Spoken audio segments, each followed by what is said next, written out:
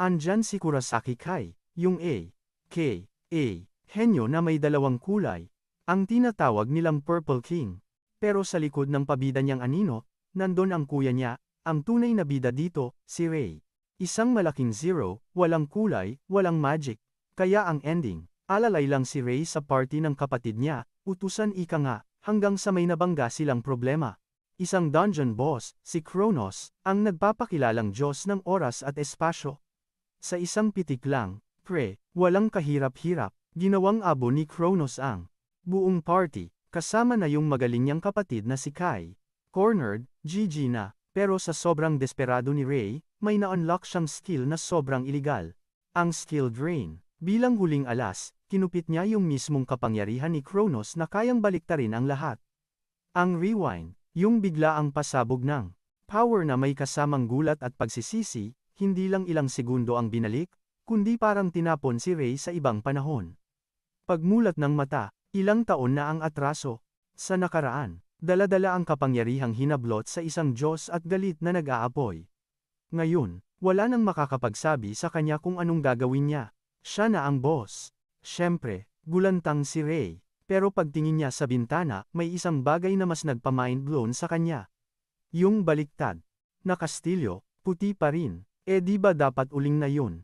Ang chismis kasi, yung kastilyong yun, puting-puti hanggang 7 taon na ang nakalipas, tapos unti-unting naging itim.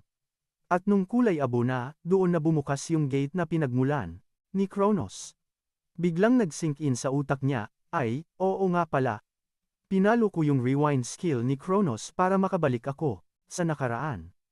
Kinuha niya yung phone para i-check ang date, at kumpirmado, umatras siya ng 7 taon. Dahil sa pagkapraning, binuksan ni Ray yung status window niya para tignan ang skill list. At laking gulat niya, wala na yung rewind skill, pero yung ability na skill, drain, andon pa rin. Kahit wala na yung rewind, carry na to para kay Ray. Isipin mo, sa loob ng 10 taon, ang tanging hiling niya ay magkaroon kahit isang skill lang. At ngayong hawak na niya ang skill drain, parang kaya na niyang gawin lahat. Sakto namang tumunog yung alarm ng phone niya, paalala na ngayon pala ang mage exam. Walang dalawang isip, gumura agad si Ray papuntang Mage Association HQ, yung lugar kung saan nagaganap lahat ng drama ng mga mage at pag-raid ng dungeon.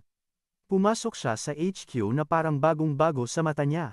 At bago pa man, siya makasinghot ng hangin, may boses sa likod niya na bumulong ng colorless. Paglingon niya, nakita niya yung dalawang ungas na sina Goto at Oink, mga aso ng kapatid niya.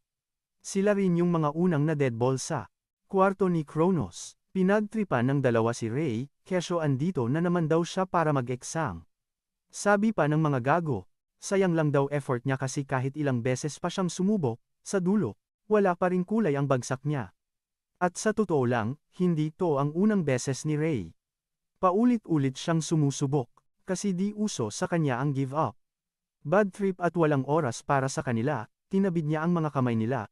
Sabay sabi, tabi nga, ilang segundo lang, nasa opisina na siya ng examiner, kung saan nakilala niya ang mag-exam sa kanya, si Hinata Reiner, isang B-rank na mage. Kahit si Hinata, mukhang umay na sa mukha ni Ray at sinabihan pa siyang baka sa dulo. Mapahamak lang siya kung magmamatigas pa siya. Pero banat ni Ray kay Hinata, iba na ang laro ngayon. Wala nang nagawa si Hinata kundi ihatid si Ray sa exam area. At dahil saulo na ni Ray ang bawat sulok, di na niya kailangan ng briefing. Ang trabaho, kumuha ng 3 mana stone sa mga goblin para pumasa. Para sa mga may skill, CCU lang to. Pero si Ray, dati, laging huli sa balita dito. At teka, may isa pa palang. Malaking eksena sa mismong araw na yon. Isang delikadong halimaw ang biglang nag-gate crash sa unang level ng dungeon, na sobrang labo. Tiiske, sabi na bigla ba namang sumulpot sa di kalayuan yung pinagsasabi ni Ray na halimaw, at sa itsura pa lang, alam mong hindi to nakikipagbiruan. Isang red cap goblin pala, level 37 pa. Leche, si Hinata naman, kitang-kita sa pagmumukha yung gulat, parang na-sinzone ng 10 beses. Kaya bigla siyang bumanat. Anong ginagawa ng ganitong klaseng buwisit dito? Walang ano-ano. Bunot agad ng espada si Hinata, sabay sabi kay Ray, na mag-evacuate na parang kaya niya mag-isa. Pero kebs lang, alam na ni Ray ang galawan. Sobrang laki ng level gap nila. Kasi sa dati niyang buhay, talong-talo si Hinata sa buwisit na yan kasi nagpaka-martyr, ginawang human shield yung sarili para lang makatakas si Rey. Ang ending, basag si Hinata. Kaya no choice, tinalikuran niya ang pagiging mage. Si Rai naman, grabe, yung guilt trip, kasi dahil sa kanya, yung pangarap ni Hinata, biglang naging abo. Dahil lang sa pagiging lampa niya. Pero hold up, ibang usapan na ngayon. Babaliktarin ni Rai ang buong script. Si Rey, dumukot ng sarili niyang patalim, at habang sinusugod siya nung monster, walang pag-aalinlangang ibinato niya to. Yung halimaw naman, may pa-skill pa na pampalakas ng katawan, at sakto sa hula ni Rey, parang laruan lang na sinalag ng gago, yung espada niya. Tuloy lang sa pag-atake yung halimaw kay Rai, pero sinalubong siya ni Rey ng isang solid na sapak sa bungo. Pikon talo yung halimaw, at nung akmang, babawian na si Rai sa kayabangan niya. Doon na umarangkada, yung kapangyarihan ni Rey. Bigla niyang sinipsip, yung body enhancement skill mula sa halimaw, na siyang nag-boost bigla sa physical stats ni Rey. Tulala yung goblin, di makapaniwala kung bakit bigla siyang parang na-drain at naging walang kwenta. Habang nagbu-buffer pa, yung utak ng buwisit at di maproseso, yung nangyari, parang papel lang na hinati ni Rai sa gitna, mula bumbunan pababa. Laglag pa nga ni Hinata nang ma-realize niyang pinatumba ni Rai, yung red cap sa isang kisap mata lang. Si Rey naman, ang lolo mo. Sobrang hanga sa sarili niyang skill, yung skill drain, kasi sobrang OP pala. Halos lumutang na siya sa saya nang bigla siyang binatukan ni Hinata. Pabalik sa realidad, tinanong siya kung anong magic, yung ginawa niya para ma-one-shot yung halimaw. Alam niyang yari siya, kung aaminin niyang may black skills siya, kaya nagpalusot na lang si Rai na tsamba lang yun lahat. Pero binungangaan siya ni Hinata. Natigilan na ang pagdadahilan, lalo na't naisip niyang dapat i-cancel na ang exam dahil sa biglaang pag-spawn ng kakaibang halimaw sa dungeon. Sabi ni Hinata kay Rey, kailangan nilang i-report yung nangyari sa headquarters. Si Rey naman, biglang kinabahan para sa sarili niya, kaya pinalala niya kay Hinata na kulang pa siya ng 2 pang mana stone. Pero sinigawan lang siya ni Hinata. Sabay sabing, wag mo ngang isipin yung mga letseng mana stone na yan sa ganitong sitwasyon. Tapos, parang nang aasar yung universe. 2 pipitsuging goblin ang biglang sumulpot, na mabilis lang na pinagpupugutan ni Rey ng ulo. Lalo pang natulala si Hinata, as in, loading screen yung mukha. Tapos, chill lang na dinampot ni Rai, yung mga mana stone, at tinanong siya kung pwede na ba niyang iuwi yung mga yon. Masyadong blanko yung utak ni Hinata para sumagot, at di nagtagal, bumalik na sila sa headquarters. Ilang sandali lang, dumating si Hinata dala-dala yung mage license ni Rey, sa wakas, legit na siyang may mage status at C rank pa ang nakuha. Kinuha ni Rey yung lisensya at napangisi, iniisip kung gaano katagal niyang pinaghirapan to.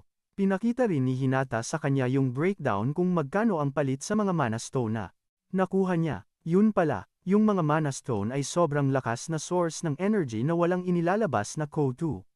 Bukod sa pagiging energy source, pwede rin itong ibenta sa asosasyon para magkapera. Kampante si Rey na dahil isang ranked monster yung napatay niya, malaki-laki ang kikitain niya. Pagtingin niya sa resibo, halos mapasigaw siya ng putek sa sobrang gulat dahil sa shit, ang laking pera pala nito. Sa mga goblin, 1,000 lang. Barya, pero isang red cap pa lang. 3 milyon agad ang bagsak.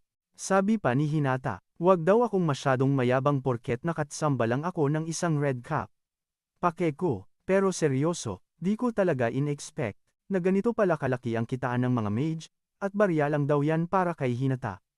Kaya ayun, inusisa ko na si Hinata tungkol sa mga dungeon. Pagkatapos ng usapan, wala nang paligoy-ligoy, sinugod ko na agad ang isang C-rank dungeon. Dati, bawal akong solohin yan, kaya ang weird ng feeling. Pero ngayon, sa bago kong kapangyarihan, sigurado, akong babaguhin ko ang lahat. Papasok na sana ako sa dungeon nang biglang may umepal at humarang sakin, gamit yung skill na manahan. Bad trip akong lumingon, at sa sobrang malas, si Goto pala yung nanggugulo. Kasama pa yung aso niyang si Oink. Pinagtawanan pa ako ng mga gago, kesyo magso-solo daw ako sa dungeon, labag daw sa rules. Ngumisi lang ako at sinabing pwede na, kasi pumasa na ako sa mage examination. Ayun, yung 2 ugok, na nga, akala siguro nila nagbibiro lang ako. Lumapit si Goto at diniinan yung ulo ko.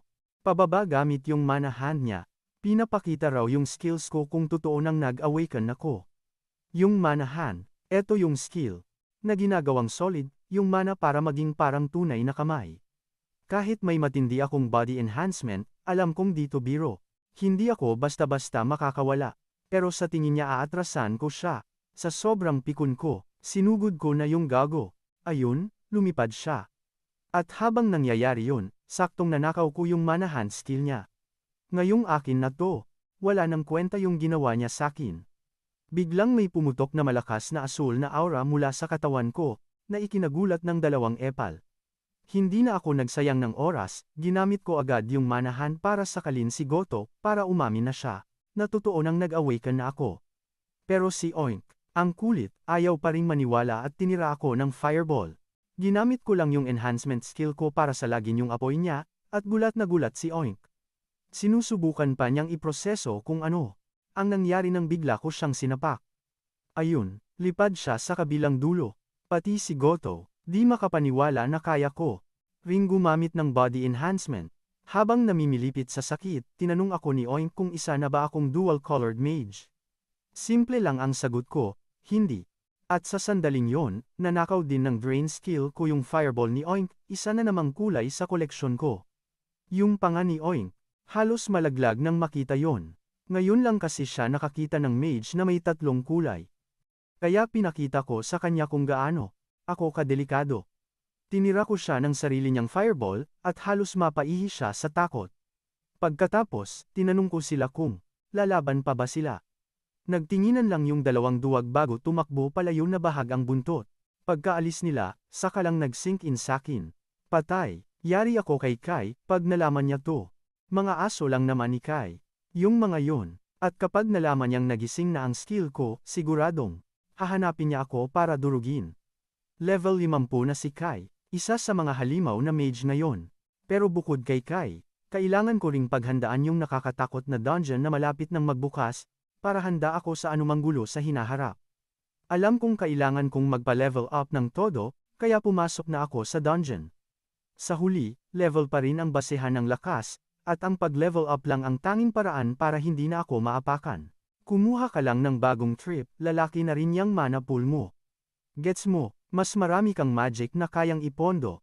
Nang sabay-sabay, chill lang si Ray na naglalakad sa dungeon, tapos biglang may sumulpot na level 38 flame wizard na akala mo kung sino para i-ambush siya. Puff, may mga alipores pa, na sandamakmak na fireball. Medyo na-challenge si Ray. Di dahil takot, kundi dahil isa lang kaya niyang ilabas. Syempre, sisiw lang yun sa wizard. Laki kaya ng agwat ng level nila. Walang pasabi, binanatan agad ng wizard si Ray ng mga fireball. Pero kahit na, nasangga niya yung isa. No choice si Ray kundi mag-parkour para iwasan yung iba. Sabi ni Ray sa isip niya, shit, di ko to madadaan sa harapan. Kung sapakan lang. Pero alam nyo naman ang golden rule, di ba? Pag nag-cast ka ng skill, siguradong may butas ka. At yun yung di pinalampas ni Ray, sugod agad sa wizard. Kahit pa 2 segundo lang yung pagkakataon. Ginawang basahan yung wizard sa mga kamay niya. Isang solid na sapak ang pinakawalan ni Ray sa mukha ng wizard, boom! Talsik yung gago, at habang nasa ere, kinupit na rin ni Ray yung fireball skill niya. Pagbagsak ng wizard, ayun na, lumpo na sa sahig. Akmang papalagpas sana, pero zonk, ubos na powers mo, pray. Kaya sabi ni Ray, oh, tikman mo to, sarili niyang skill. 5 fireball ang sunod-sunod na sinubos sa kanya, at sa sobrang tindi ng damage, yun na. Naging abo ang itsura. GG na yung wizard, at boom. May notif si Ray, level up daw. Dito niya nagets na. Pag tinumba mo yung mga mas high level na monster, only experience points pala ang bigay. Kahit sakit sa ulo banggain yung mga mas astig na monster, naisip ni Ray na cheat code talaga, tong skill drain, ability niya. Sinilip ni Ray yung status window niya para magyabang, at level 12 na pala siya. Dahil dyan, nag-set si Ray ng goal, level 30, G. At nagsimula na siyang mag-grind sa dungeon, parang wala lang. Saglit lang, level 27 na agad si Ray, pero napansin niyang parang naglag na yung pag-level up niya. Sabi ni Ray sa sarili, kung gusto kong umabot sa level 30, kailangan kong maghanap ng mas malakas na bubugbugin. Kaya yun, diretso si Ray sa pinakailalim ng dungeon, at doon niya natagpuan ang boss room. Ngumisi si Ray. Sakto, ito yung party na hanap ko. Walang preno niyang sinipa, yung pinto at pagpasok. Kanya, bumungad sa kanya ang 2 level 30 imp at isang level 45 skull demon. Naging seryoso si Ray pagkakita sa kanila, pero naisip niya, kung mahahablot ko lang yung mga teknik nila, tapos ang usapan. Kaya sugod agad si Ray sa skull demon, balak i-one hit.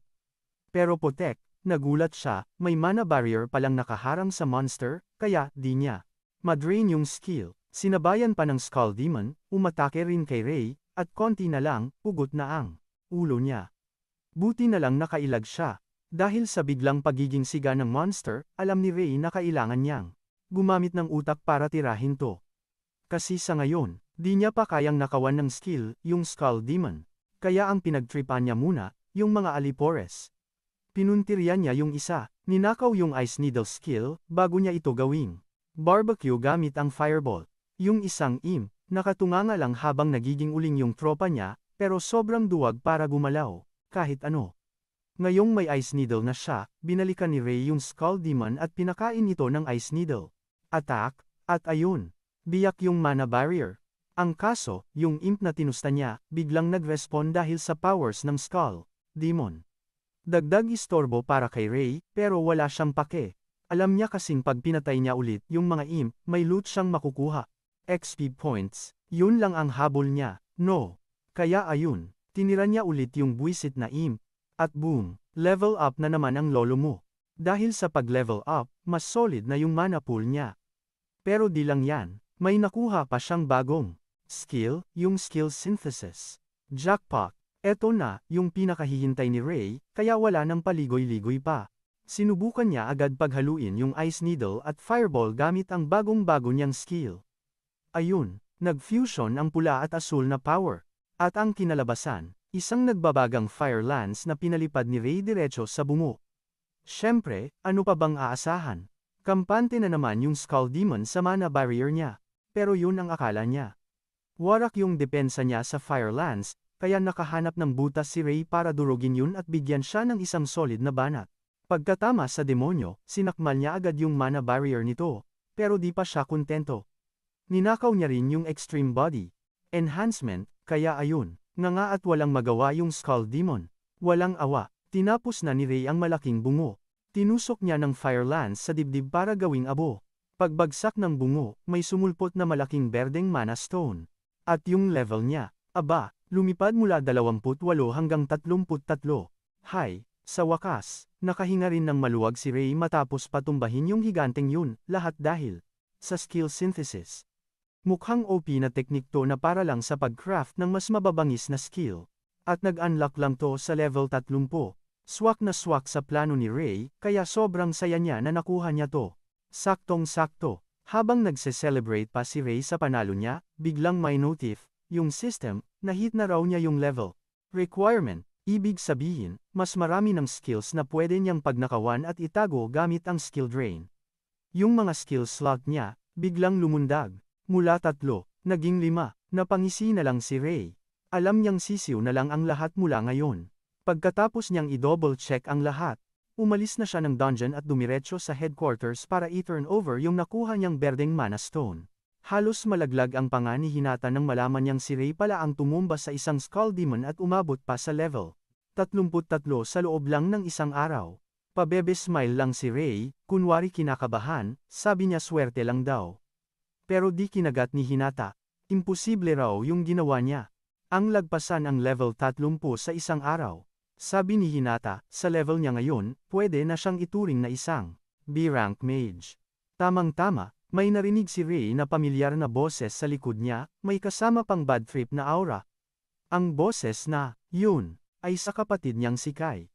Para kay Kai, isa tong malaking joke. Asa namang maging B-rank si Ray. Sinabi pa ni Kai na isa lang daw colorless na basura si Ray. Pero sumingit si Hinata para ipagtanggol si Ray, sinabing totoo nang pinabagsak niya. Yung Red Cap at Skull Demon. Pagkarinig noon, umusok ang ilong ni Kai at bigla na lang sinugod si Ray. Nagpakawala siya ng isang malutong na suntok diretso sa dibdib niya. Pero parang kiliti lang yun kay Ray, sinalulang ng bago niyang mana barrier, sabay asar ngiti pa sa kanya. At sinabihan pa siyang magdahan-dahan. Dahil na-block ni Ray yung atake niya, doon lang pumasok sa isip ni Kai na totoo pala ang mga chismis na ang kapatid niya ay nadising na at may mga skill na. Pero di pa rin kumbinsido si Kai. Binantaan niya pa si Ray na humanda raw. Dahil gusto niyang tikman kung gaano na ba talaga siya kalakas. Napansin ni Hinata na parang wala nang pake si Kai sa paligid, kaya napilitan siyang tanungin kung naghahanap ba siya ng gulo. Sagot naman ni Kai, wala siyang pake kung totoong B-rank nga si Ray tulad ng sinasabi nila. Maliban na lang kung poser siya at nandaya lang para umabot sa B-rank. Naisip ni Ray na kapag inatrasan niya ang hamon ni Kai, mapapahiya lang siya at siguradong hindi siya titigilan nito sa future. Kaya sige, game. Tinanggap na ni Ray ang hamon ni Kai. Natigilan si Kai, pero biglang uminit ang ulo niya. Hinakot nila ang gulo sa headquarters arena para doon na magkaalaman kung sino ang mas angat. Alam ni Ray na kailangan niyang maghinay-hinay sa paggamit ng mana, lalo na't ang babanggain niya ay isang kalabang mas hayop pa sa kanya. Gets na gets din ni Ray na bawal siyang kumurap dahil ang pinakamalakas niyang combo ay 3 basic skills lang, samantalang ang kay Kai ay 5 skills. Sa bilang pa lang, alam na ni Ray na talo siya kung sasabayan niya ito ng harapan. Para kahit paano'y maging patas ang laban, naisip ni Ray na kailangan na niyang ilabas ang alas niya. Nang magsimula na ang rambulan, unang bumanat si Ray gamit ang Ice Needles, na parang wala lang na sinagot ni Kai ng mga fireball. Nagumpugan ang dalawang atake sa gitna, na gumawa ng malakas na pagsabog at makapal na alikabok. Biglang nabulagan si Kai. At, bago pa siya makakilos, bigla na lang sumulpot si Ray sa harap niya gamit ang body enhancement, na ikinagulat niya. Halos lumuwa ang mata ni Kai nang makitang ang kapatid niya ay isa na palang dual-color wielder. Samantala, kinakalkula na ni Ray sa utak niya kung ilang skill mana pa ang natitira sa bala ni Kai, dahil tumira na ito ng isa. Habang papalapit siya kay Kai, ginamit niya ang skill synthesis para buuin ang fire lance.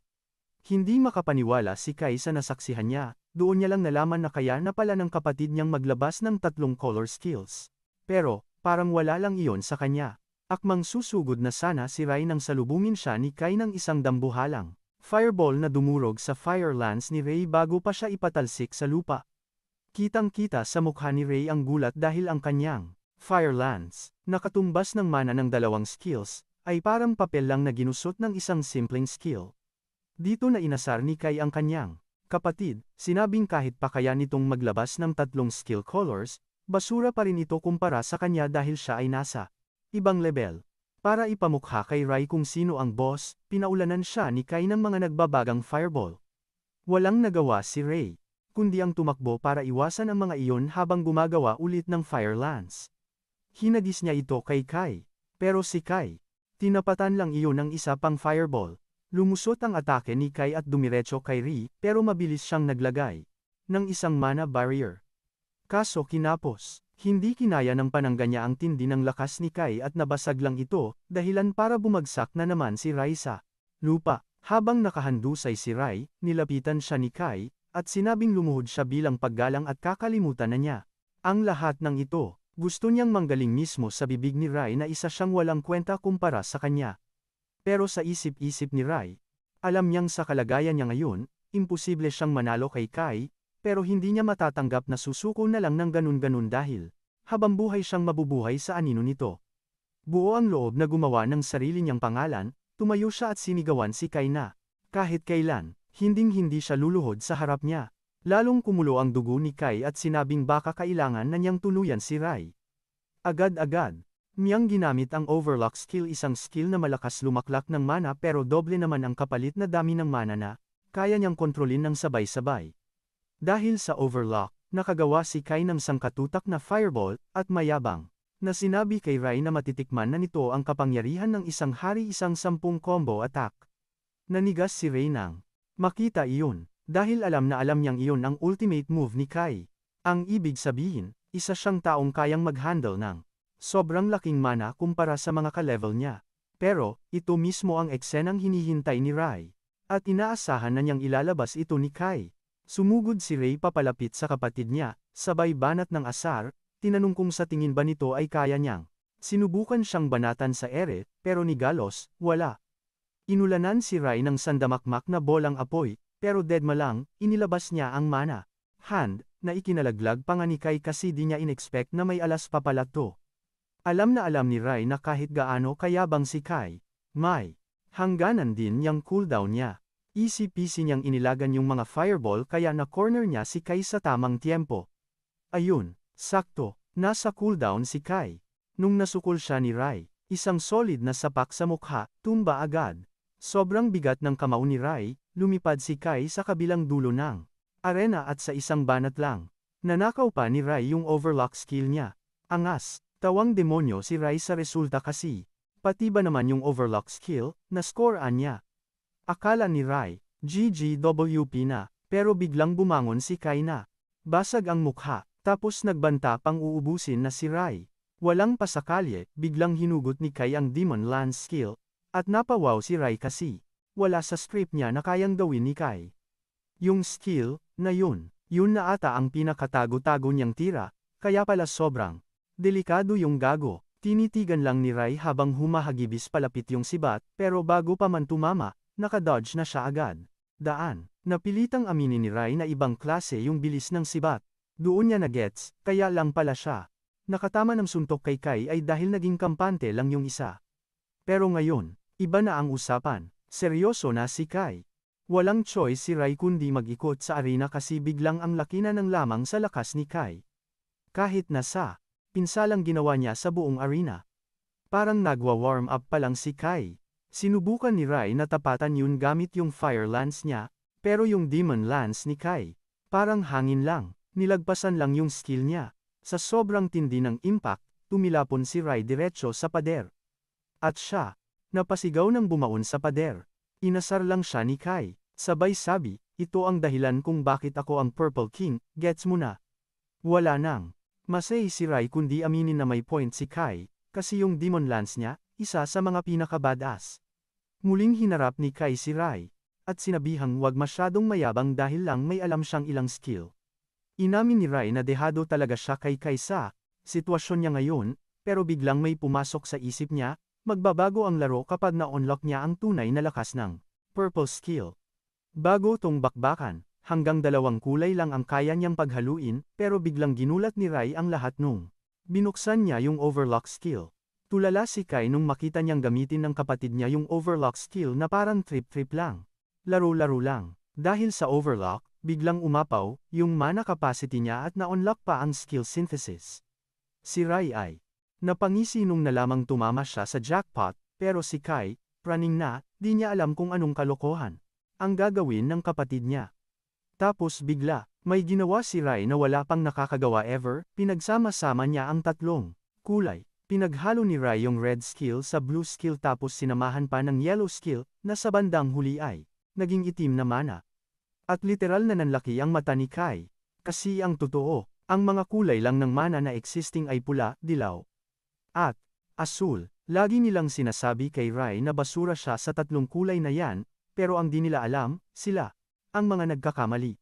Si Ray pala ay isang one of a kind at super rare na breed, isang dark mage na wala pang nakakaalam sa buong history ng mga mage. Gamit yung pinaghalong tatlong kulay, nakabuo si Ray ng abyss flame na parang galing sa impyerno. Nagsimula ng magpanik si Kai, at desperadong ibinato yung Demon Lance kay Ray, sabay sigaw ng diyan ka lang. Tiningnan lang ni Ray yung sibat at sinalubong ng abyss fireball, na dinurog yun sa isang iglap lang. Nung malinis na ang daan, sumugod na si Ray kay Kai habang ayaw paawat ng loko. Naglabas na naman ng isa pang bolang apoy si Kai. Di talaga papatalo, kaya nagsummon pa ng isang dambuhalang demonyong sibat para sa resback niya. Sa banat, pinakawalan ni Kai yung sibat niya, pero sinalubong lang to ni Ray sa gitna gamit ang fireball. Kaso wala, mas hayop yung fireball ni Ray at nilamon lang nito ng buo yung sibat, tapos sumabog ng malakas na nagpatilapon kay Kai. Napaluhod si Ray, di makapaniwala sa nakikita niyang kalokohan. Sa lupa, manghang-mangha na sa wakas, bagsak na si Kai. Biglang may pumutok na system notif na nagsasabing nakuha na niya ang abyss flame dahil sa skill synthesis. Maya-maya lang, lumapit si Hinata kay Ray, basag na basag ang mukha. Sa gulat, sabay tanong kung anong klaseng skill yung pinakawalan niya. Kinabahan ng konti si Rai, alam niyang di niya pwedeng itago ang alas niya habang buhay. Nagpaka-cool si Rai at pinakita yung skill niya, sabay sabi na parang isa itong black skill. Nga si Hinata kasi si Ray ang kauna-unahang may hawak ng black skill.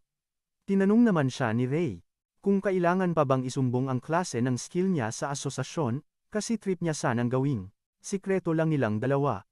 Na-shock si Hinata sa narinig at sinabihan si Rai na sinasayang niya ang isang malaking pagkakataon. Nagtaka naman si Rai kung anong pagkakataon ang pinagsasabi niya, kaya pinaliwanag ni Hinata na ang pinakamalakas na mage sa bawat kulay ay laging binibigyan ng titulong hari. Ibig sabihin, siya na ang Black King dahil wala namang ibang kakumpetensya. Pinag-isipan to ni Rai ng maigi at, kahit gaano kaganda pakinggan, sinabi niya kay Hinata na pas muna siya sa ngayon. Alam kasi ni Ray na di pa siya ganun kalakas, hindi pa bagay sa isang hari.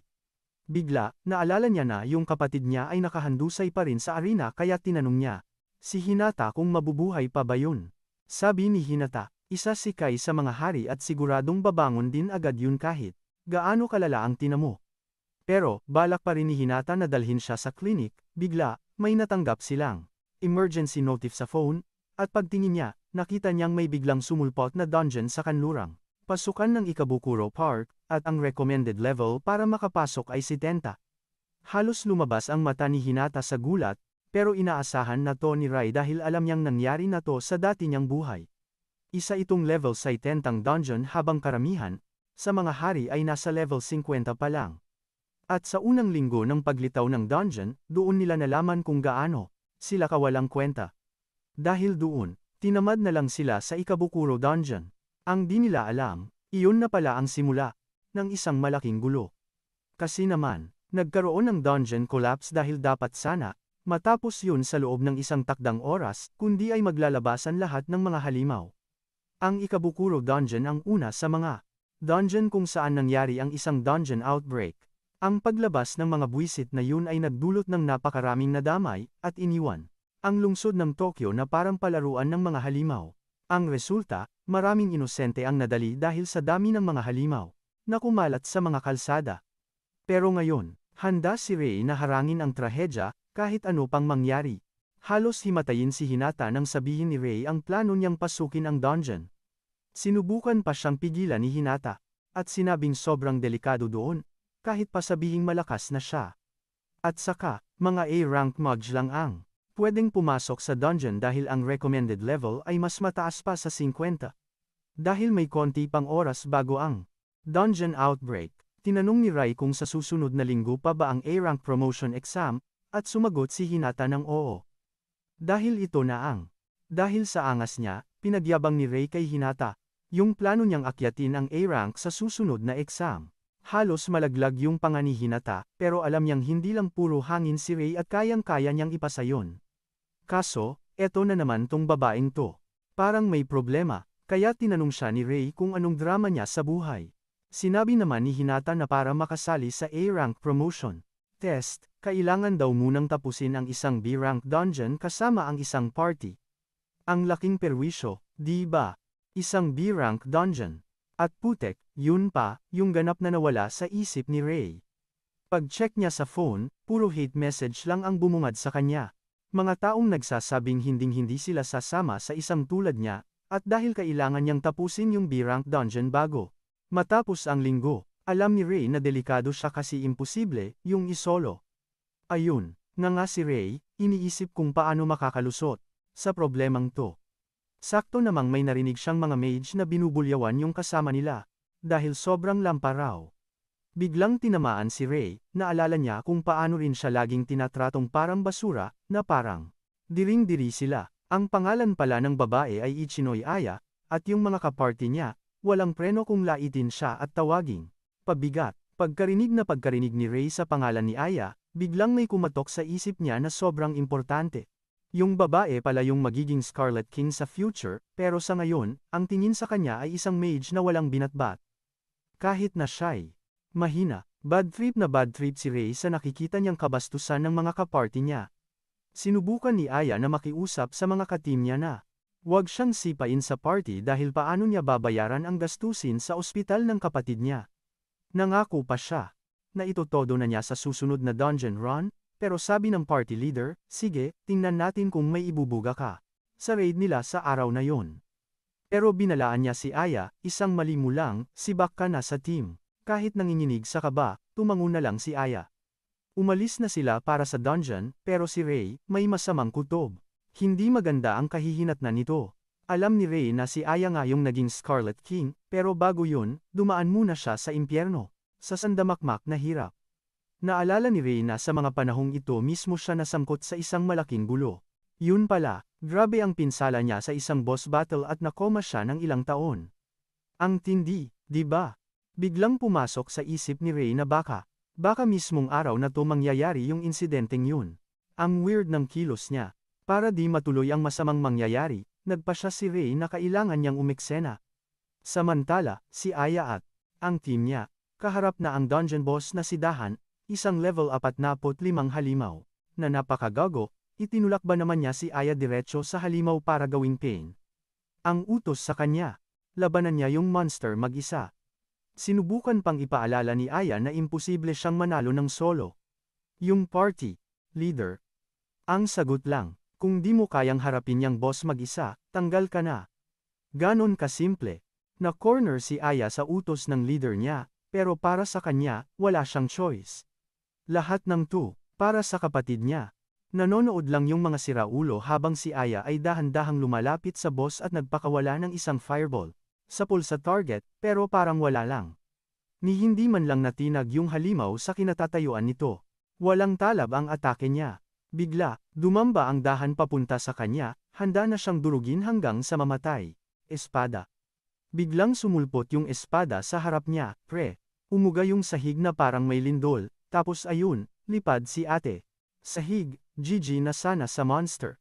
Tustado na dapat siya, kaso may sumingit na bida si Ri, di ba? At gamit yung pa-cheats niyang extreme body enhancement, sinambut lang niya yung atake. Siya, ayun, nga, bigla raw may lumitaw na poging hero sa harap niya, parang teleserye lang, di ba? Syempre, di siya na dead on the spot. All out si Rai, binigay lahat ng lakas para itabo yung banat, at boom. Back off yung monster. Siya, tulala, si Rai naman, pa-cool, lumingon pa with the classic okay ka lang line. So yun, yung mga tropa niya, asar talo, may sumingit daw kasing bida-bida sa diskarte nila. Like, hello, alam naman nilang di laruan yung dalahan, no? Sobrang big deal na monster yun, pero si Rai, parang nagtulak lang ng punda. As expected, tumayo ulit yung dulahan, tapos nagtantrums, umalingaw-ngaw yung sigaw sa buong lugar. Si Rai, walang pake, alam niyang di pa tapos yung drama ng buwisit. Obvious naman kasing may buff yung armor ng dalahan, kaya yung mga basic na atake, walang epek. Kaya si Rai, parang, ganyanan pala, aagawin ko na lang yang skill mo. Kaya ginugo na ni Rai ang lahat, sugod ulo sa monster para lang makahawak. Ayun, nag-grab niya nga tapos ginamit yung power na skill drain, pero teka, epic fail. Ayaw mag-work, kaya si Rai, mabilis pa sa alas 4, iwas agad bago pa siya mahati ng halimaw. Balik si Rai kay Ya, si ate girl, nag-alala, okay ka lang. Si Rai naman, pa-cool, relax lang, kasi na-block naman niya yung tira gamit yung espada niya. Tapos doon, nag-click sa isip ni Rai, na yung armor ng dalahan, for display lang pala, yung panglabas lang na casing. So para gumana yung pagnanakaw niya ng skill, kailangan yung laman mismo yung hawakan niya. Timing, biglang pumalo yung dalahan ng espada niya sa lupa at nag-release ng malakas na atake. Si Rai, mabilis ang galawan, nag-cast agad ng mana barrier sabay sigaw kay Yana, mag-cover sa likod niya para di matamaan. Nasalo naman ng shield ni Rai yung banat pero yung lakas. Sobrang lakas, parang mga dahon lang na nilipad yung mga kasama niya. Yung leader lang nila yung anga-angang nakatayo pa, at mukhang na-trigger na, kaya nagtapon ng ice lance sa monster. Kaso, wole, sinalag lang ng dalahan, yung tira niya tapos binalikan pa siya ng isang banat na, di niya kinaya. Ayun, lipad din ang lolo mo, diretso sa pader. At dahil yung ice lance niya, parang kiliti lang sa dulahan, naisip ni Rai na kailangan niya ng skill na kayang sirain yung buff ng buwisit. Kaya si Rai, no choice, kundi gamitin yung alas niya, yung Abyss Flame, walang pakieme, gumawa agad ng itim na bolang apoy. Siya, shook.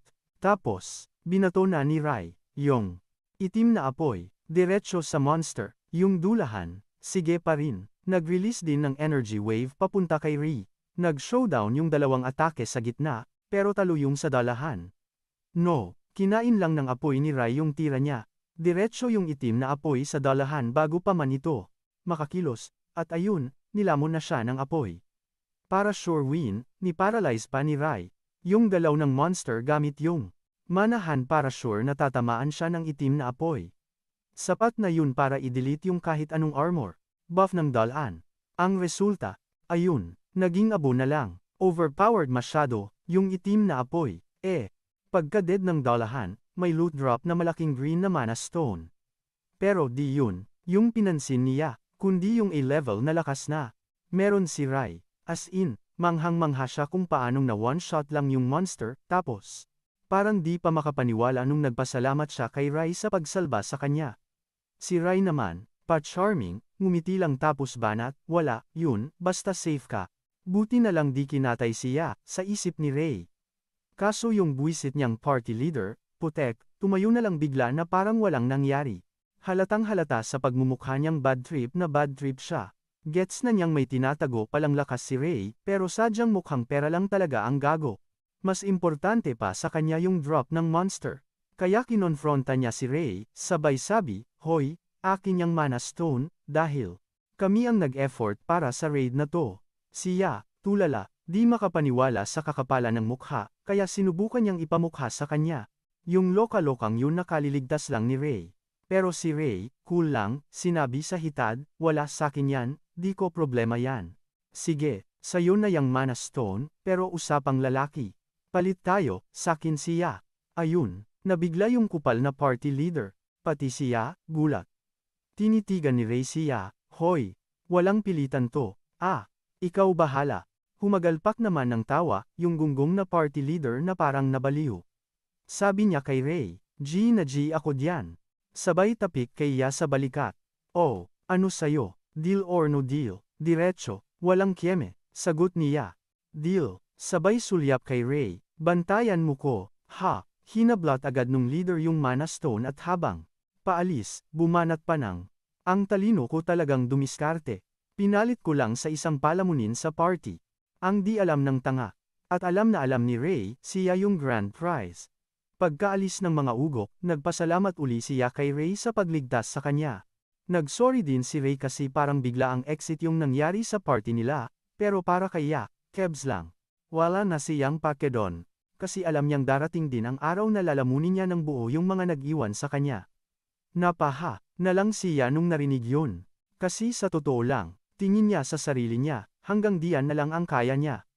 Tapos sabi ni Rai, natsismis niya raw, yung pinag-uusapan ng mga dati niyang tropa sa base, pero nilinaw niyang hindi siya chismoso para sadyaing makinig, dahil sa mga narinig niya. Sabi ni Rai kay Ya, "Ako nang bahala sa'yo." Sagot kita, nakahinga ng maluwag siya at sinabi niya kay Rai, na G siyang sumama. Napangisi si Rai, alam niyang jackpot yung nakuha niya. Kinaumagahan, handa nang sumabak sina Rai at Ya sa isang B-rank na dungeon. Tanong niya, "Pag na-clear natin to, pwede na ba tayong mag-exam para sa A-rank?" Sagot ni Rai, "Syempre naman." Tapos, dinagdagan pa niya, may something special daw talaga sa loob ng dungeon na magpapalakas sa kanya. Biglang na-curious siya, kasi alam niyang pag nag-level up siya, mas malaki ang kikitain niya para sa bayarin sa ospital ng kapatid niya. Sa sobrang gigil, pinakita niya kay Rai kung gaano siya ka-game na sugurin yung dungeon. Pumasok na sila sa B-rank dungeon, isang kuwebang nagkikislapan sa kristal. Ang unang bumungad sa kanila ay mga itim na lobo, at medyo napaurong siya. Pero sabi ni Rai, "Manood ka lang diyan sa likod, aayusin ko to."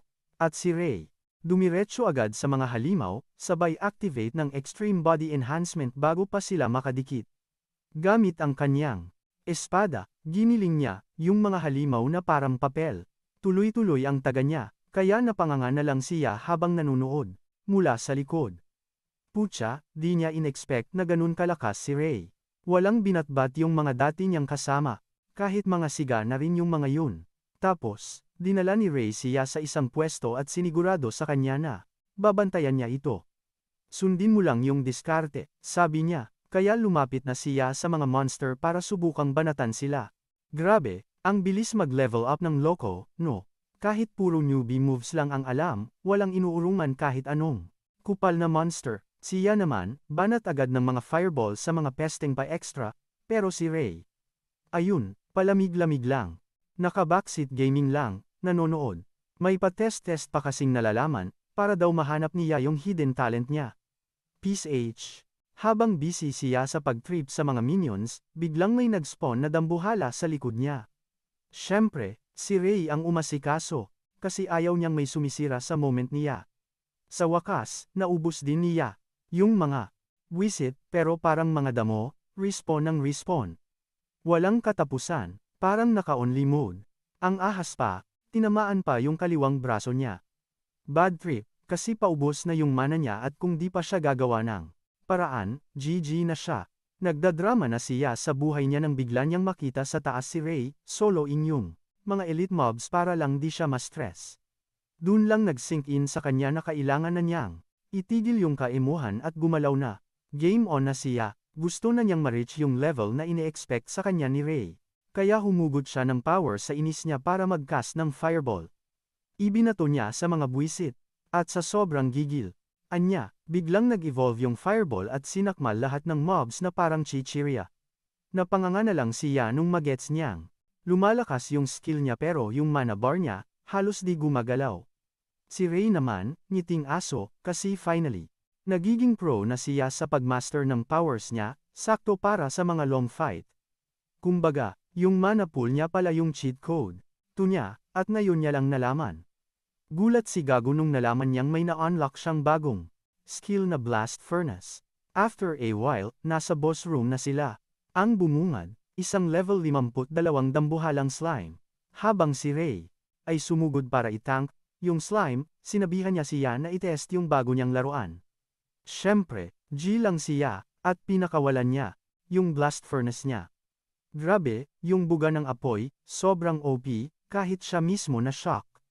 Di niya inexpect na may ganun pala siyang kalakas na atake, pero si Ray, chill lang, alam na niya ang script, kasi yung Blast Furnace ay skill na pang one shot, grabe yung damage, pero sobrang uhaw sa mana. Perfect match sa build niya. Kaso, biglang na-realize ni Ray na, yung damage output, aabot sa Mars. Sobrang lagpas sa ine-expect niya. Yung apoy niya, nilamon yung buong kwarto, naging impyerno. At yung slime, naging abo na lang. Pagkatapos ma-one-shot yung boss, lumapit si Ray, sabay sabi, not bad, lutang pa siya nung una, pero nakabawi rin agad. Tapos biglang tawang wagas, di makapaniwalang may ganun pala siyang God mode na skill. Gayunpaman, di siya nag-aksaya ng panahon para magpasalamat kay Ray. Kasi kung hindi dahil sa training/pahirap niya, di niya malalaman yung totoong lakas niya. Matapos nilang walisin yung B-rank na dungeon, bumalik na sila sa labas at sinabi niyang pasok na sila sa requirements para makasali sa A-rank exam.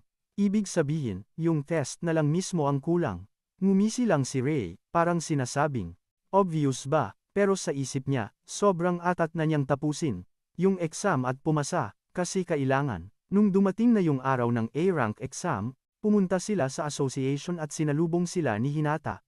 Sabi niya, itetest daw yung combat skills nila, tapos may partner-partner pa para sa sparring. Si Ray, game na. Gusto na niyang tapusin tong kalokohan na to, once and for all. Target niya, maging A-rank mage. Yun ang trip niya ngayon. Siyempre, gigil na gigil si Gago. Sinabihan pa ko na wag daw akong papahuli. Sakto, may mga epal na biglang umeksena sa harap namin.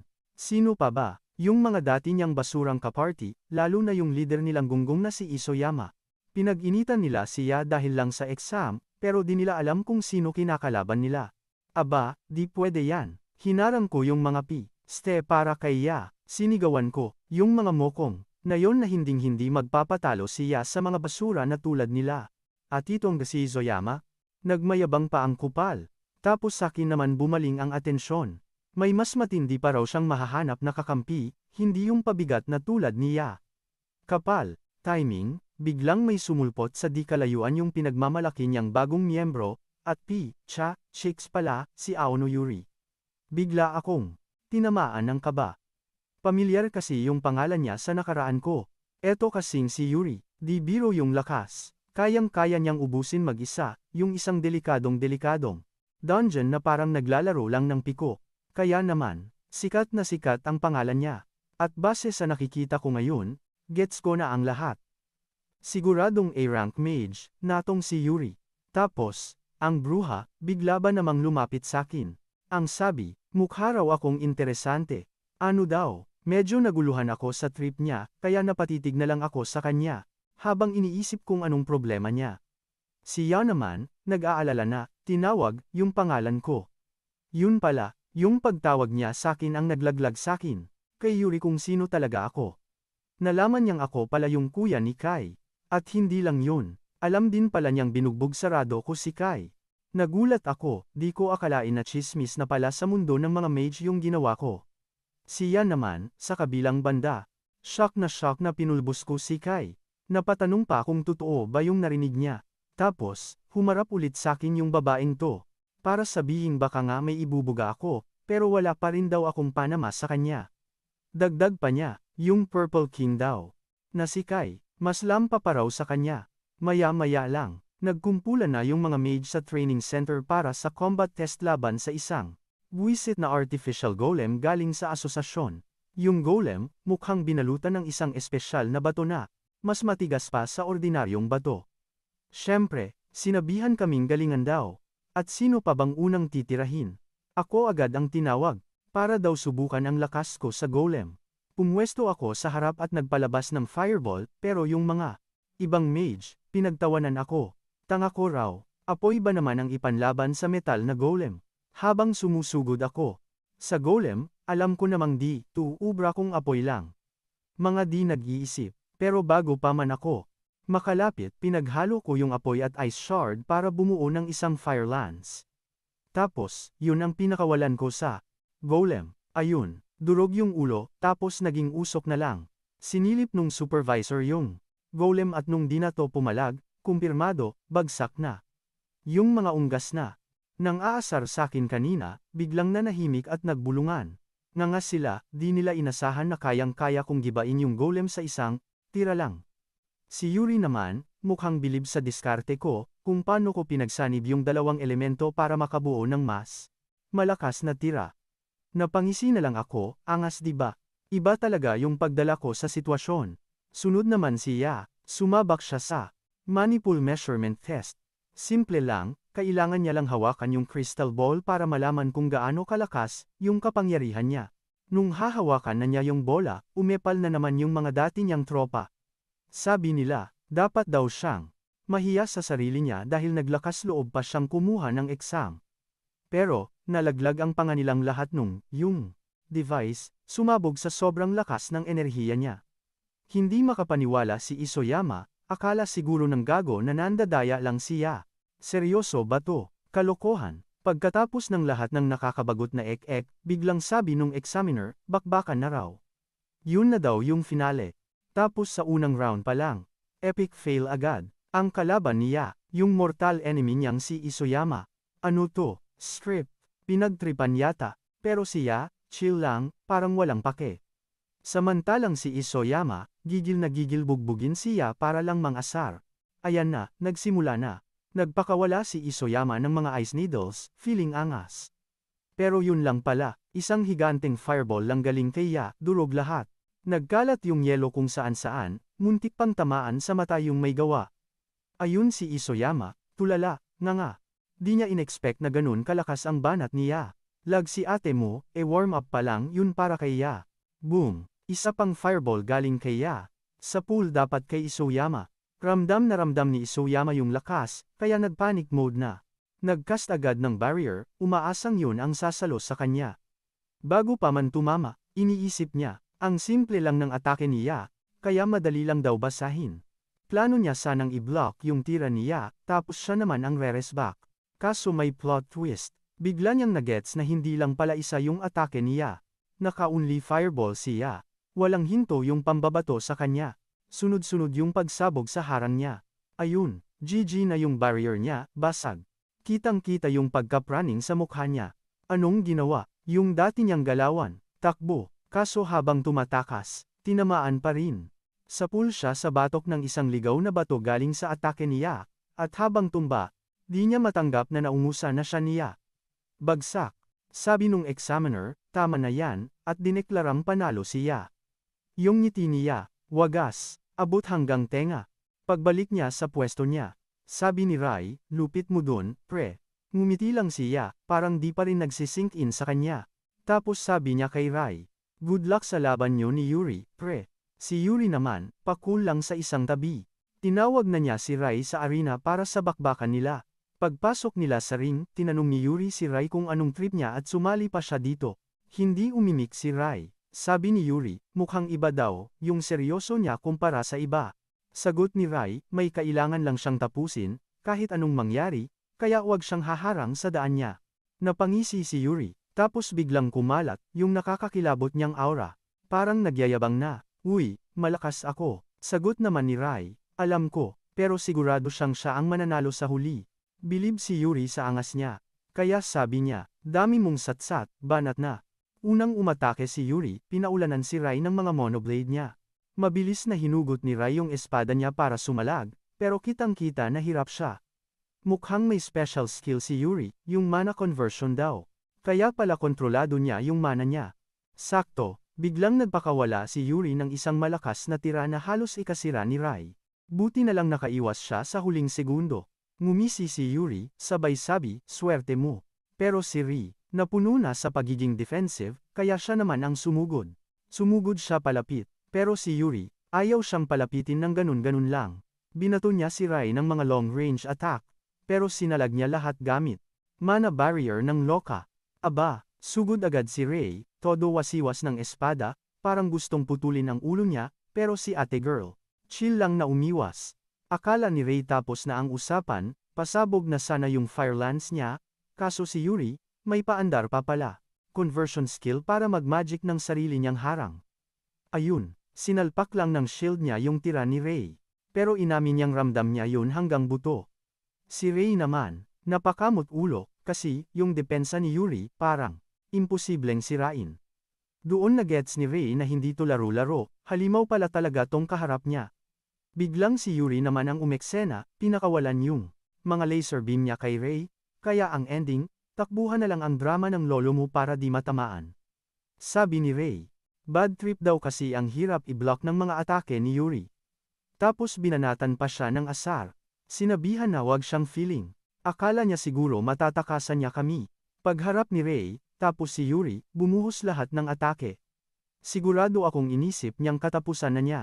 Kaso, may ibang trip pala si Ray. Saktong-sakto natatama na yung mga banat, bigla niyang ni-level up yung physical enhancement niya at pinag-slice and dice lahat ng pinadaan sa kanya ni Yuri. Nga si ate, di makapaniwala, pero di pa siya tapos kay Ray. Inamin ni Yuri na ngayon lang siya nakakita ng gumagamit ng tatlong kulay. Kaso, may pasabog din siya kay Ray. Nag-flex na. Kaya niya ring mag-beast mode. Inactivate niya yung skill tapos biglang nag-summon ng scythe gamit yung primary skill niya. Bigla na lang siyang nag-evaporate sa harap ni Ray.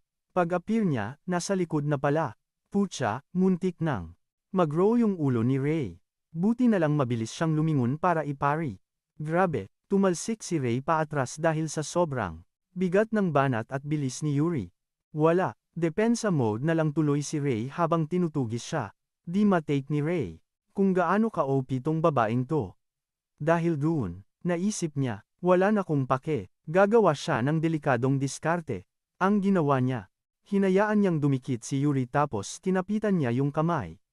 Siyempre, tawang aso lang si Yuri, akala niya walang epek yung move na yon. Bigla, may naramdaman siyang kakaiba. Bago pa niya maproseso, huli na ang lahat. Ninakawan na pala siya ni Ray ng body enhancement skill niya. Ayun, na-debuff, biglang lumambot.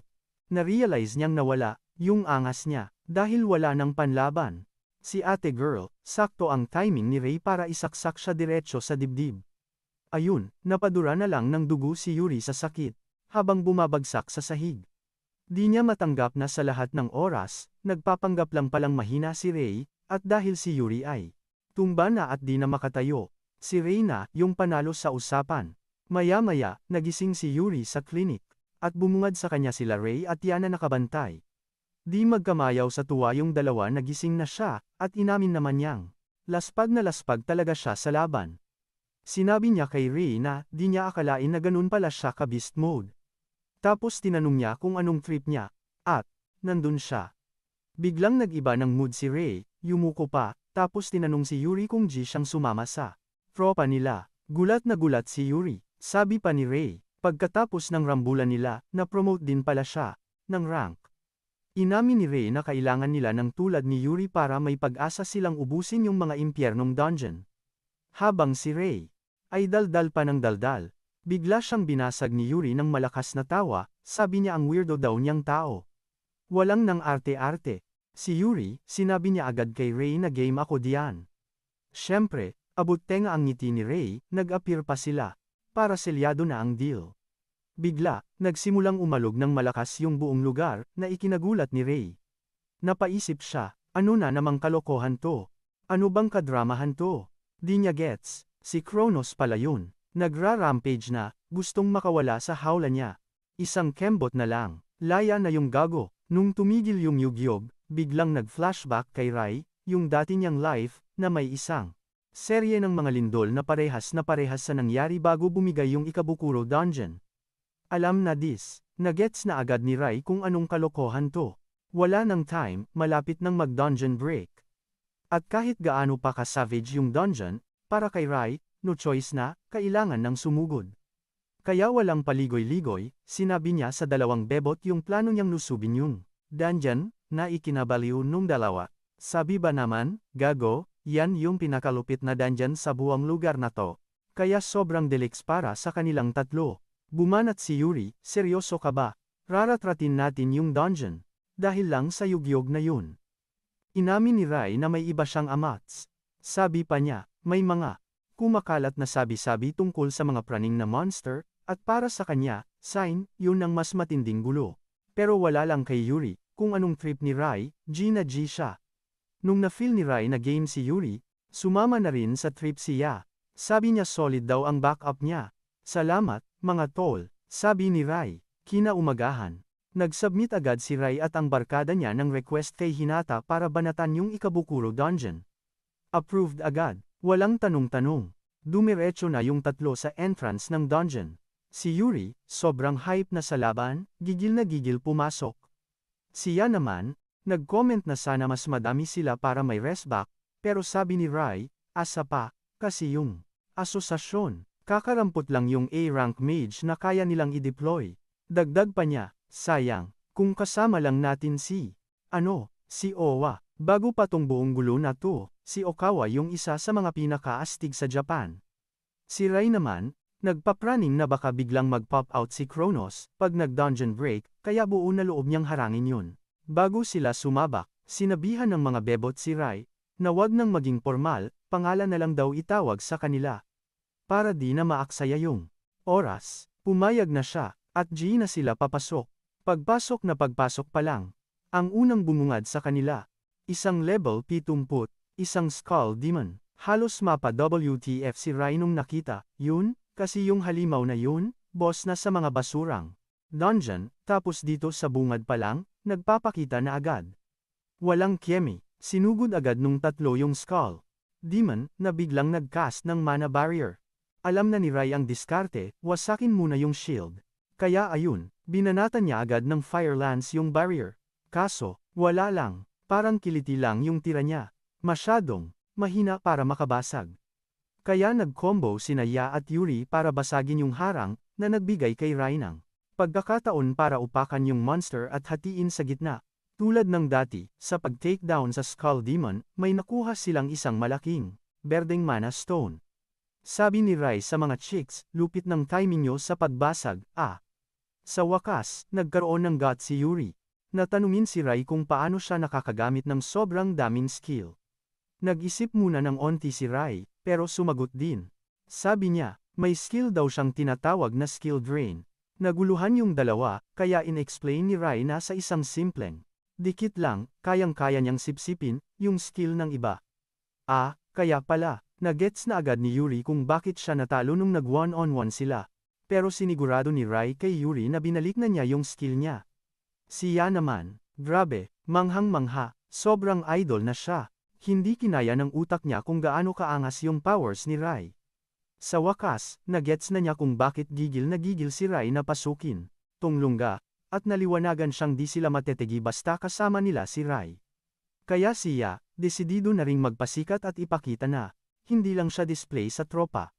Dahil dun, sumugod na ulit yung team sa mas malalim na parte ng dungeon, at, sandali lang, nasa tapat na sila ng boss room. Napansin niya na lalong lumalakas yung pagyanig ng lupa. Napaisip tuloy siya, seryoso, kakayanin ba natin tong boss? Pero si Ri, chill lang, sinabihan siya na wag praningin dahil sila naman nag-level up na habang papasok sa lungga. Kaya para sa kanya, dapat kukunin lang nila yung candy ng baby. Dito, naisip niya, may point nga tong loko, kaya handa na siyang ipakita sa lahat na hindi siya pabigat. Kaso, putek, may biglang sumulpot sa likod at dinakma siya bago pa sila makakilos. Paglingon nila, bumungad sa kanila, yung nakakadiring itsura ng isang level 89 na Grim Reaper. Yun pala ang boss. Si Rai naman, sobrang nablangko at kinabahan.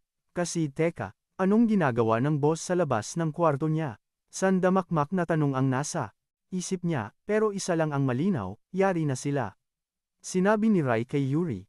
Mukhang malala na yung sitwasyon. Pero wala silang choice kundi bawiin siya.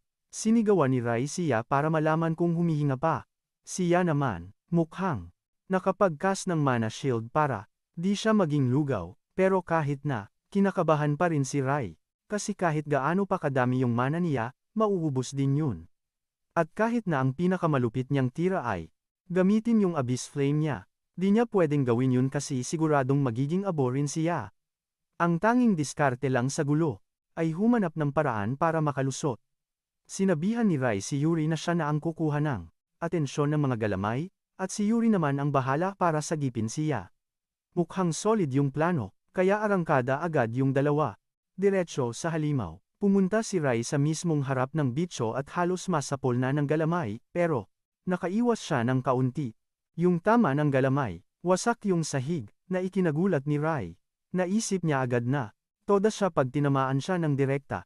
Akala niya safe na siya, pero shit, may biglang sumulpot na galamay galing sa likod niya. Para kaya, game over na si Rai. Kaya napasigaw na lang siya ng pangalan nito, pero sa sobrang swerte ni Rai, nagawa niyang makatakas sa alanganing sitwasyon gamit yung monahand at nakahinga ng maluwag. Habang nagkakagulo silang lahat, nakakita ng butas si Yuri para sugurin yung halimaw. Hinampas niya yung scythe niya. Umaasang critical hit yung tama, kaso tumalbog lang yung atake niya. Doon nila nalaman na may pampatigas pala ng katawan yung kalaban. Kaya wala nang nagawa si Yuri kundi umatras bago pa siya mapisa ng mga dambuhalang galamay ng monster. Tinanong siya ni Rai kung okay lang, at sinabi naman niyang, carry lang. Pero napansin nilang dalawa na may mali sa buong eksena. Kasi di ba, dapat yung mga ganyang klaseng halimaw, malambot ang depensa. Ito yung unang beses na nakakita si Rai ng isa na may pampatigas na skill, tapos ang isa pang nakakapagtaka, bakit nasa labas siya ng lungga niya. Ang hindi niya alam, si Kronos pala ang nag-set up ng lahat ng to. Pero syempre, yung halimaw, galit na rumaratsada sa kanila kaya wala na silang oras para mag-isip ng plano, habang siya naka-quarantine sa sarili niyang barrier, sinisisi niya ang sarili niya kung bakit nalagay sa alanganin yung dalawa. Biglang tinamaan ng realidad na masyado siyang nagpetex, laging asa kay Ray na sumalo ng lahat. Kaya no choice, kailangan niyang gamitin ang kokote niya, para makahanap ng diskarte. Kaso, parang huli na ang lahat, kasi sina Yuri at Ray, na corner na sa sitwasyong wala ng atrasan. Tuyo na kasi yung mana nila. Bugbog sarado na sa walang tigil na rambulan. Halos bumigay na si Ray sa sitwasyon nang biglang may pumasok na ideya sa isip niya. Sinigawan niya siya, sabi niya. Banatan mo kami ng mana fusion mo. Tulala siya, pati si Yuri, inisip na nababaliw na si Ray sa trip niyang skill. kasi saksakan daw sa lakas sumipsip ng mana. Gets naman ni Ray yung takbo ng isip nila, dahil yung skill na yun, tinuring din namang walang kwenta sa dati niyang buhay. Pero may isang mage na nakadisubre kung gaano ka-brutal ang skill na to. At sino yung mage na yun? Walang iba kundi siya mismo. Siya yung OG na nakaalam nito bago pa man ang lahat. Kaya naman alanganin din siya. Kasi kahit kailan, di pa niya ito nasusubukan. Pero dahil si Ray ang nagsabi, sige na, bahala na si Batman. At yun na nga, pinakawalan na niya ang kapangyarihan niya. Sa pulyong dalawa, swak sa plano. Gulat si Yuri nang mapansin niyang nag-recharge ang mana niya, pero si Ray, nakangisi lang na parang aso, kasi alam na niya ang sikreto ng skill. Ang mana fusion pala, parang pass the load ng kapangyarihan galing sa gumagamit. Ang kaso, para lang to sa mga mage na parang may only mana. Tuwang-tuwa siya nung nakita niya yun, kaya lang. Bigla niyang na-realize na kulang pa pala, yung mana na binibigay niya. Doon niya lang na-gets na yung mana. Sharing niya ay may limitasyon dahil sa barrier na nakapalibot sa kanya. Para maging all out para sa team, binasag niya yung pader niya. Ayun, instant target. Dinakma agad siya ng halimaw. Pero kahit ganon, nagawa pa rin niya na isalin lahat ng natitirang lakas niya para sa kanila. Pagkatapos non, halos pabulong niyang sinabi, kayo na ang tumapos sa gagong yan. Dahil sa ginawa niyang yun, mas lalong kumulo ang dugo ng dalawa na durugin na yung halimaw, kahit anong mangyari. Kaya sugod agad sila, walang preno. Gigil na gigil silang pagpira-pirasuhin yung halimaw para lang mailigtas siya, at dahil full tank na ulit ang mana nila, kayang-kaya na nilang wasakin ang depensa ng kalaban gamit ang mga alas nilang skill. Nag-amok na sila, kaliwat kanan ang bagsak. Sinisigawan ni Ray si Yuri na bilisan pa ang kilos para mabawi siya. Nagkaroon ng tiempo si Ray na makalapit, kaya lang. Laging isang hakbang sa unahan yung halimaw. Bigla nitong inilipat ng pwesto siya, kaya lalong naging malabo ang lahat. Si Ray, nagets niya agad na sa takbo ng laban, mukhang wala na, hindi na sila aabot kay Ya. Pero biglang humirit si Yuri. Sabi niya, ako nang bahala, gagawan kita ng daan. Ginamit ni Yuri ang pambato niyang skill, nagpakawala ng sobrang lakas na aura, at gumawa ng parang mga hagdan para maabot ni Ray si Ya. Nagpasalamat si Ray at humarurot paakyat. Sinubukang harangan ng halimaw ang daan niya gamit ang mga galamay, pero tinagpas lang lahat ni Ray sa sobrang inis. Dahil sa sobrang bilis at panggigigil niya, naabutan niya rin siya at sinungkit palayo sa kamay ng halimaw. Paglapag ni Ray sa lupa, chinek niya agad siya kung ayos lang. Minulat niya ang mga mata niya, ngumiti, at nagsabing, ang angas mo pa rin talaga. Tulad ng dati. Ray, dumating naman agad si Yuri at sinabi kay Ya na siya ang aangat sa lahat, dahil yung skill niya ang nagligtas sa kanila. Inamin ni Yuri na si Ya ay ibang level ang tapang.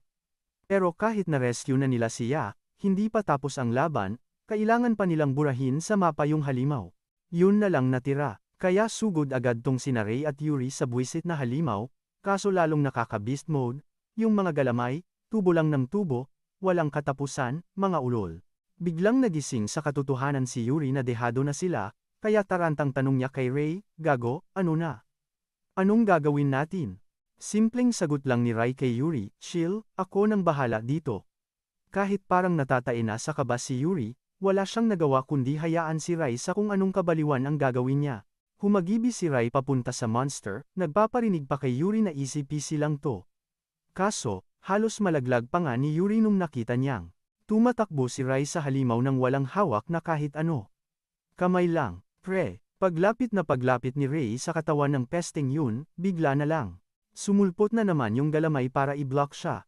Kaso si Ray, di nagpatinag, nilabas yung overclock power niya. Para daw doble lakas yung tira. Bago ibato yung abyss flame. Putek, kinain siya ng itim na aura tapos bumuga ng apoy na parang galing sa impyerno papunta sa halimaw sabog yung bungo. Ayun, tumba yung hayop. Si Kronos naman, nga, di makapaniwala na yung alaga niyang Grim Reaper ganun-ganun lang. Pero matigas yung bungo ng gago, desidido pa ring siguraduhin na si Ray at yung buong barkada niya. Hindi nasisikatan ng araw.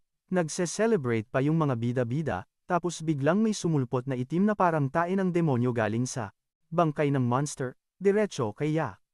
Konting-konti na lang, tuhog na sana siya, buti na lang mabilis yung kamay ni Ray at nahila siya palayo.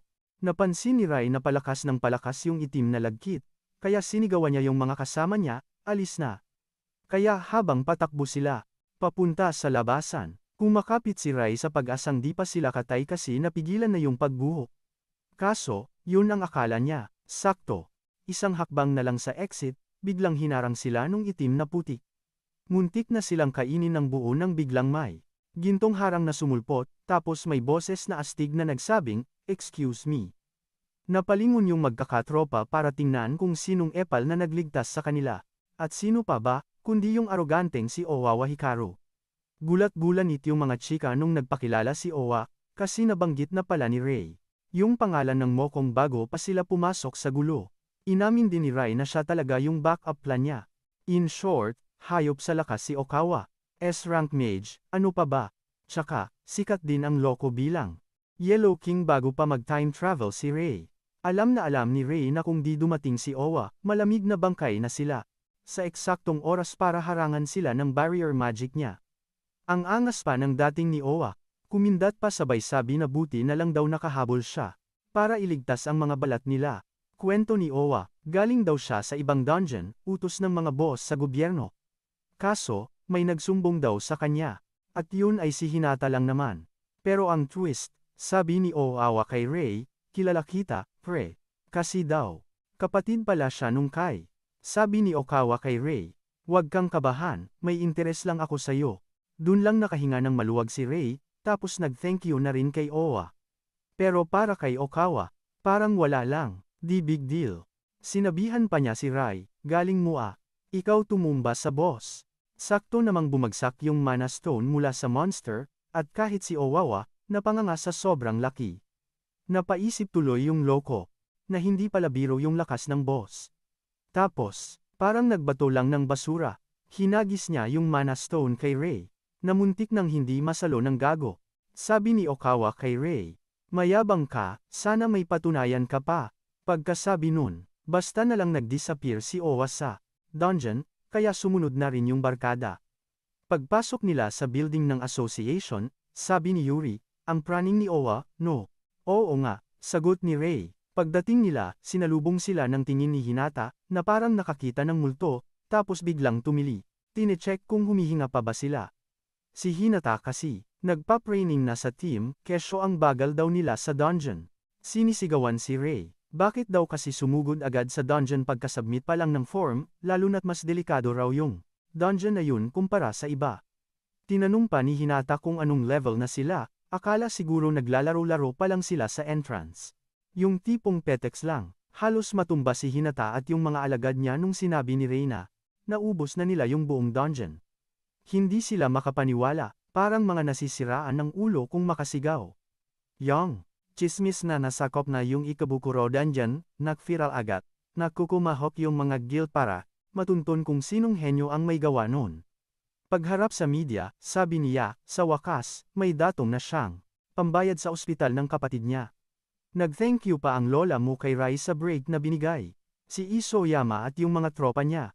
Sobrang pikon nung napanood to. Pero ayaw pa ring maniwala ni Isoyama, nandaya lang daw siya. Eko Zero, ganon din. Ang inis ni Kai, bad trip kasi si Ray yung bida.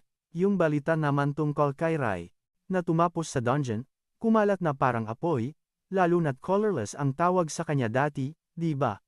Yung mga group chat, nagkagulo, yung mga dati ng aasar, biglang gustong mag-sorry kay Ray. Habang lahat ng tao pinag-uusapan kung gaano kaangas si Rai, siya naman, iniisip kung paano pa mag-level up. Kasi sa isip niya, nagawa niya lang yun. Dahil may backup siya. Pagkalipas ng 3 araw, pinatawag si Rai sa asosasyon kasi hinahanap daw siya ni Hinata. May kailangan daw siyang malaman. Nagulat si Ray at yung mga kasama niya nung sinabi ni Hinata na may request daw para sa kanila na tapusin ang isang dungeon. Hindi makapaniwala siya, kaka-rank up lang nila bilang mga mage. Sabi ni Hinata, pwede daw yun dahil sa huli nilang gig. In short, yung dungeon exploration. Kadalasan mga mage mismo ang humihingi. Pero yung bibigyan ka ng formal na request, ibang level yun, pre. Para lang yun sa mga piling mage na bet ng asosasyon.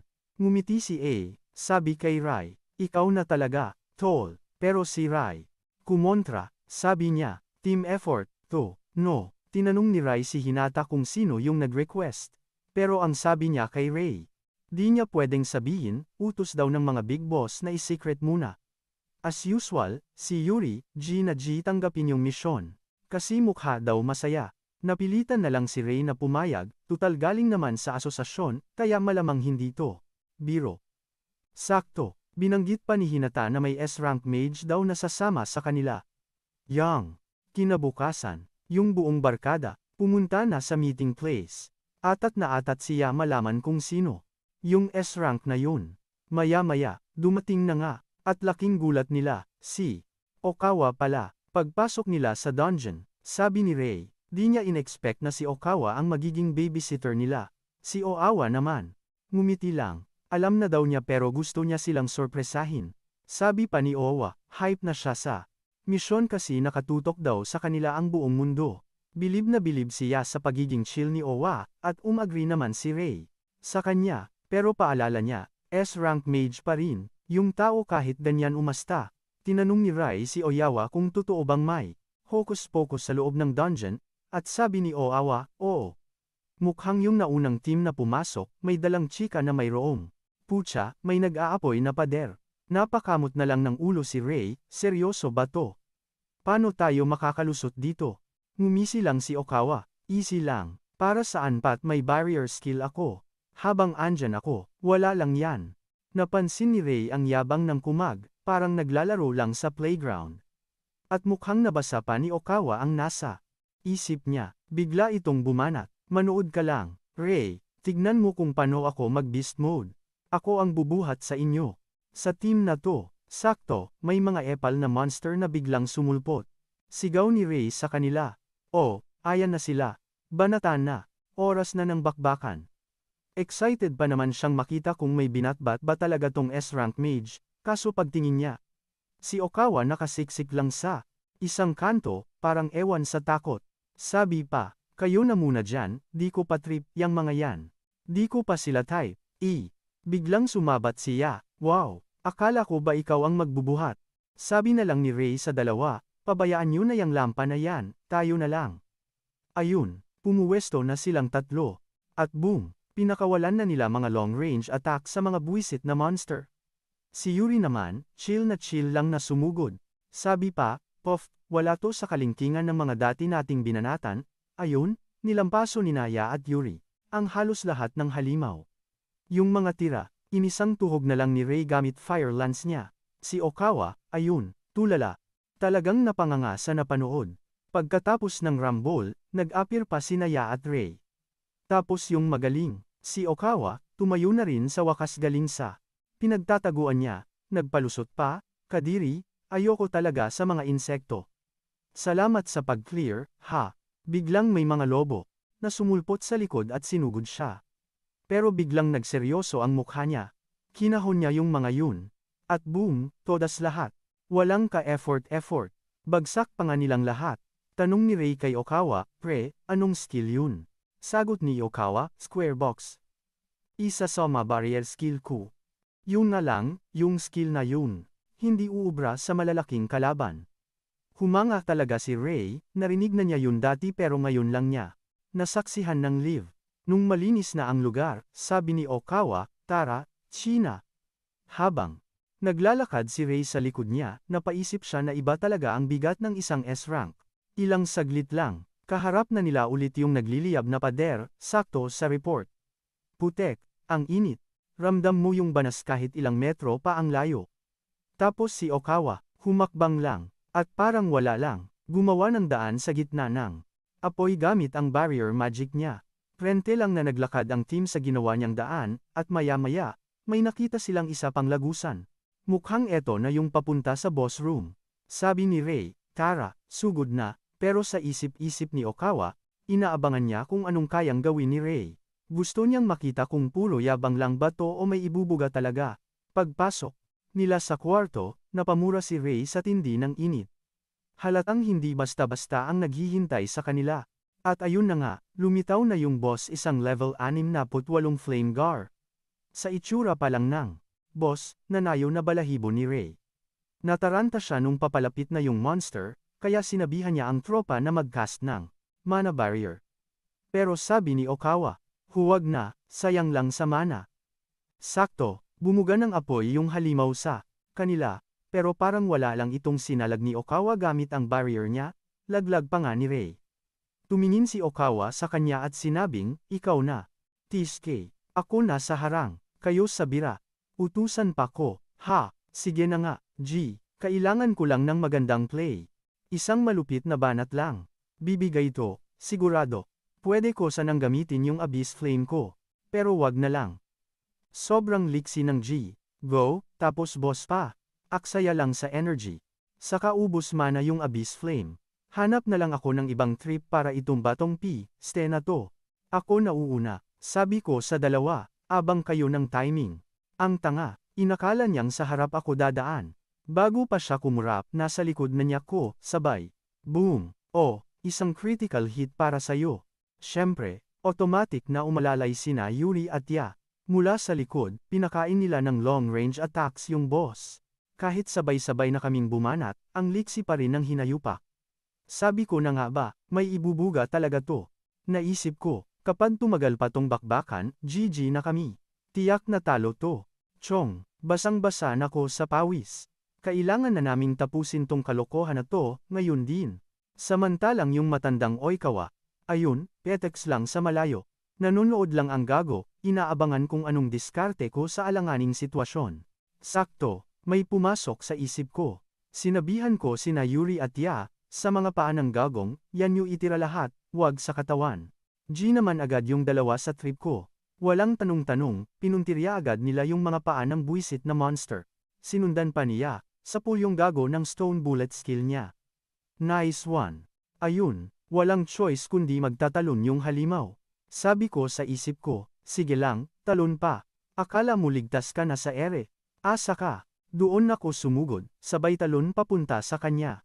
Paglapit ko, binalot ko ng yelo yung espada ko. Siguradong nga si Oikawa Ron. Dahil hindi siya makagalaw sa ere, yun na yung tiyempo ko.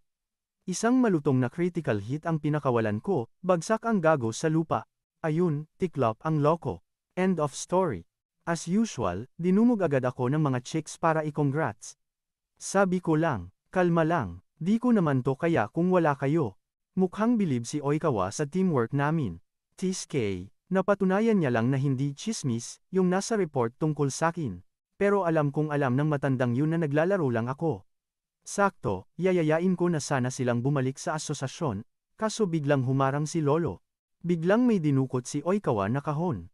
Sabi ba naman sakin, gusto niya kong itest. Ano to, bigla ang exam. Para daw yung kahon sa panghuli ng monster, pero pwede rin daw pang training. Sabi ko, okay, anong kabaliwan na naman to? Ayun, bumenta rin ang loko. Gusto lang pala masilip yung totoong power level ko, TSK. Pakialamero, kaya ang gusto niya. Ubusin ko yung mga halimaw na nakatago sa kahon niya. Seryoso ba tong matandang to? Sabi niya, isesil niya ulit. Yung mga bitcho pag naging delikado raw, pero ako daw ang magsasabi kung kailan. Aba, parang kasalanan ko pa pag pumalpak. Ah, kaya pala bumuntot ang isang to. Gets ko na. Kahit di ko pa gets yung buong trip niya, sayang naman yung free EXP, di ba? Sige, G, sabi ko. Pumayag ako, tapos binuksan na niya yung selyo. Bigla ba namang may sumulpot na nakakakilabot na itim na anino? Aba, yung bicho pala sa loob, shapeshifter. Nag-iiba ng anyo base sa takot ng kalaban. Ayos to, kitang-kita sa mukha ni Oikawa na excited siya kung anong anyo yung lalabas. TSK, sige. Tingnan natin kung anong kaya mo. Sabi ko na nga ba, yung pinakamatinding bangungot ni Rei. Si Kronos, unti-unting pumoporma palabas ng kahon. Si Oyawa naman, ayun, tulala, hindi makapaniwala kasi ito yung unang beses niyang makakita ng ganong klaseng halimaw. Habang si Owa ay sobrang game sa bagong eksena, si Rei naman, basag na sa sobrang praning. Oh, teka muna, mga chong. Hanggang dito na lang muna. Kung natripan nyo tong video, pasabugin nyo ng next part yung comment section. Tapos, mag-subscribe na kayo sa channel, kalampagin nyo yung bell, at wasakin nyo na yung like button. Salamat sa pagtambay at antayin nyo yung kasunod. Sa pag-view nyo, at sige, out na muna.